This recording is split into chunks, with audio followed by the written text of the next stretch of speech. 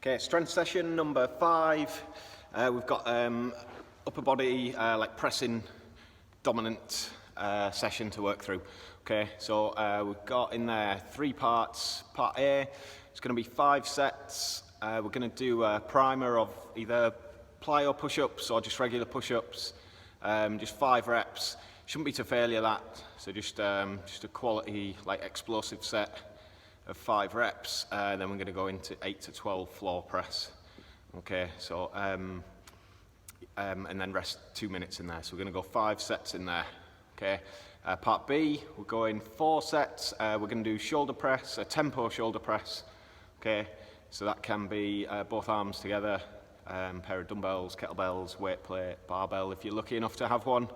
5 to 10 reps. The tempo going to be 1-1-x3. So what we're looking for is like nice powerful drive up. We're going to do a 3-second pause in the overhead position on every rep. Just a second back down, second to reset, and then go again. So drive up, hold for 3, back down, reset. Okay, 5 to 10 reps in there. So a fair bit of time under tension.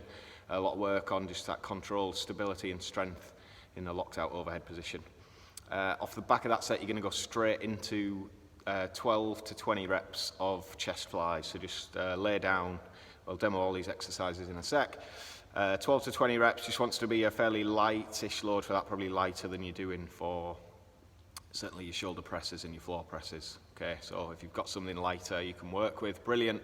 If not, you find some objects, anything from a tin of food, bags of sugar, 2-litre bottle of water, something like that, just fill it up.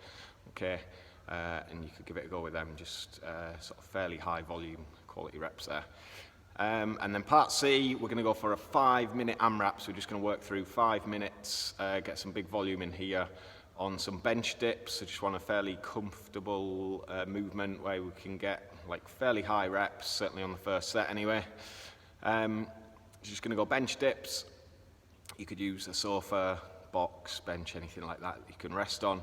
And then every time you break, we're going to perform 20 shoulder taps. Okay, so that can be done from a press-up position. Can make that a bit harder, go with a piked press-up position.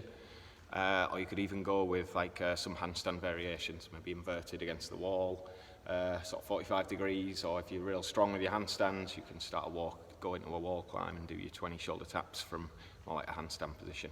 Okay, so quick demo through your movements with a few just sort of variations or adaptations based on equipment and your strength and stuff. Okay, so first part is going to be our press-ups or plyo press-ups into for 5 reps, and then you're going to go into a set of 8 to 12 floor press.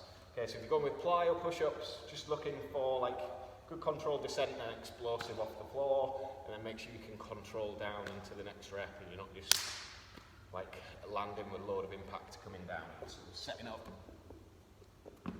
nice and solid, gonna come down, drive up. Okay, so just looking to create some power and keep that power going right through the range of movement coming off the floor. Okay, if you find press-ups pretty challenging, standard press-ups or even scaled press-ups, like maybe off a box or something, can be a sort of challenging set, but definitely shouldn't be to failure, because we're going to move straight into our floor press. Okay, so floor press, I'm just going to demo some dumbbells in here. We're just looking, setting up off the floor. Okay, nice and solid. Locked out, not protracting the shoulders, so try and keep the shoulder blades pinned back. Okay, and then we're just coming down, taking the upper arm to the floor, but try not to rest on your upper arms. Just use that as a guide for range, and then pressing back up. Okay. More tricep dominant, we can keep them elbows tucked in, right by the side, or we can start to let the elbows come out a little bit, maybe 45 degrees. A bit more chest dominant in there, just try and avoid flaring outwards, right out here. Okay, so down, driving back up. 8 to 12 reps there for your floor press. Okay, so that's part A. Part B, we've got our tempo shoulder press. And then we're just going to go into the chest fly. So I'm just going to demo from a kneeling position. You can do these from seated or kneeling. You can do them from standing, no problem. Okay, either works well. So just to keep me on camera. Just go from a kneeling position. So I'm going to do for my shoulder press. Setting up in here, so I'm looking for a nice strong overhead press. Okay, keep him braced in that top position. Going to hold for 3 seconds, and then just back down, second to reset. Okay, so strong press up, hold, 2, 3, back in.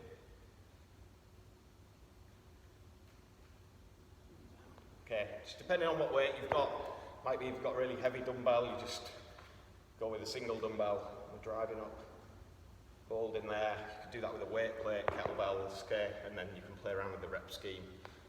Same sort of 5 to 10 reps there, just depending what sort of weight you've got. Off the back of them, we're going to go into a set of 12 to 20 reps of flies. Okay, so for our flies, just looking, same setup we can go with as our floor press. Okay, just coming up, I'm just going to go with a really light bend through the elbow. Okay, if you've got heavy load, you can effectively make it feel lighter by putting more bend through the elbow. Okay, but once we've got you set up, that elbow bend wants to stay fixed, and we're just going to work from the shoulder joint, coming out and back in. Okay, so setting up, head on the floor, just coming down, my upper arm just comes to the floor, and then just squeeze through the chest to draw those weights back together at the top. Okay, so what I want to try and avoid is coming down and then bending at the elbow and pressing the weights. I want to try and work front of my chest muscles through my pecs to squeeze them back up. So just keep that elbow joint fixed. Okay, so 12 to 20 reps in there, nice and powerful squeeze coming back up. Okay, so you do 4 sets of that combination, so it's your shoulder press straight into your flies, and then take the rest. Okay, final part then is going to be our bench dips. Okay, and then going straight into shoulder taps, 20 shoulder taps on any time we break. Okay, so for your dips, I'm just going to set up something like this. I've got a box here. Could be anything sturdy like a chair, sofa, something like that. If we set up, if you find them tough, you can bend your legs, you can sort of give yourself a bit of assistance through your legs there, but ideally straight legs, just heels down, can't utilise them too much. And just work in, nice full range, provided it feels comfortable. For some people, that deep position might be a little bit uncomfortable if your shoulders are quite tight. Okay, just coming down, back up.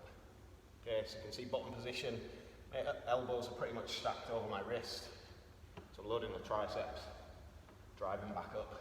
Okay, so once you get into failure, close to failure or to absolute failure, stop, shake it out, and we can just go into 20 shoulder taps. You can do those from like a push-up position. So just working on keeping your abs tight.